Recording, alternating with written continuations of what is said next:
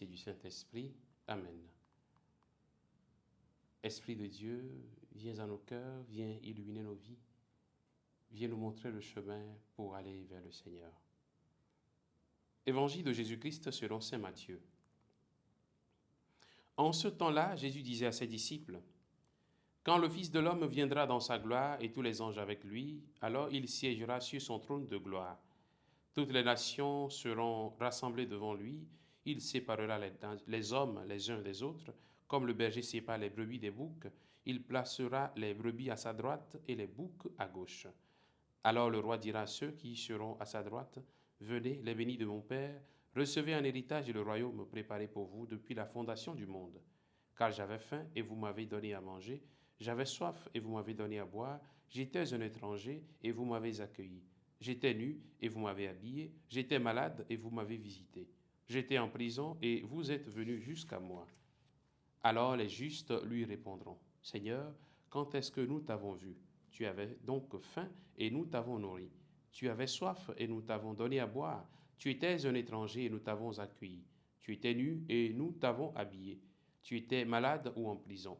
Quand sommes-nous venus jusqu'à toi? » Et le roi leur répondra, « Amen, je vous le dis, chaque fois que vous l'avez fait à l'un de ces plus petits de mes frères, c'est à moi que vous l'avez fait. » Alors il dira à ceux qui seront à sa gauche, « Allez-vous-en loin de moi, vous les maudits, dans le feu éternel préparé pour le diable et ses anges, car j'avais faim et vous ne m'avez pas donné à manger. J'avais soif et vous ne m'avez pas donné à boire. J'étais un étranger et vous ne m'avez pas accueilli.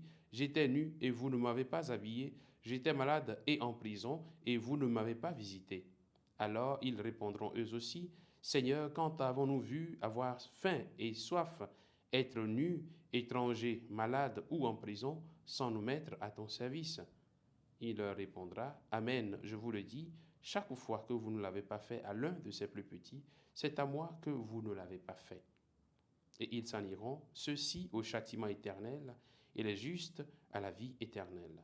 Acclamons la parole de Dieu, louange à toi, Seigneur Jésus. Bien, chers frères et sœurs en Christ, nous sommes aujourd'hui le lundi 10 mars. Nous sommes dans la toute première semaine du temps de Carême. Au soir de notre vie, nous dit saint Jean de la Croix, nous serons jugés sur l'amour. Et c'est ce que nous montre l'évangile de ce jour, où le Seigneur, au jugement dernier, séparera ceux qui ont accompli du bien et ceux qui ne l'ont pas fait. Nous pouvons voir avec beaucoup de détails comment le Seigneur lui-même s'identifie à ceux qui sont fragiles, ceux qui sont pauvres, ceux qui sont dans le besoin, et que nous sommes appelés tous à servir et à aider.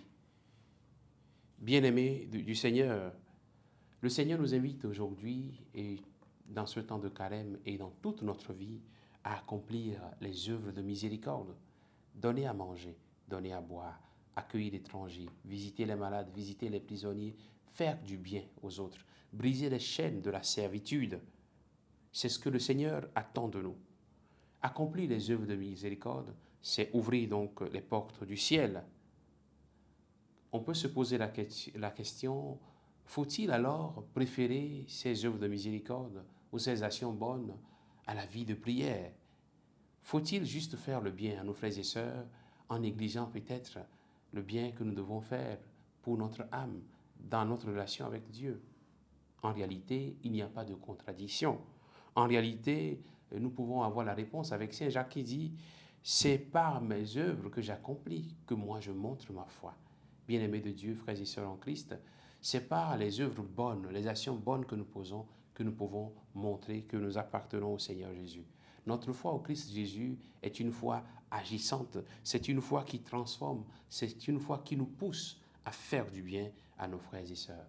Durant ce temps de carême, le Seigneur nous invite à aller vers les autres, à tendre la main à ceux qui sont dans le besoin, à penser à ceux et celles que nous n'avons pas visités il y a longtemps, à offrir notre pardon, à aller vers ceux qui sont dans le besoin dans ce temps-là. Que sa grâce nous accompagne, qui nous aide afin de grandir davantage dans notre foi, qui agit et qui fait grandir les autres. Qui nous bénisse en ce jour au nom du Père et du Fils et du Saint-Esprit. Amen.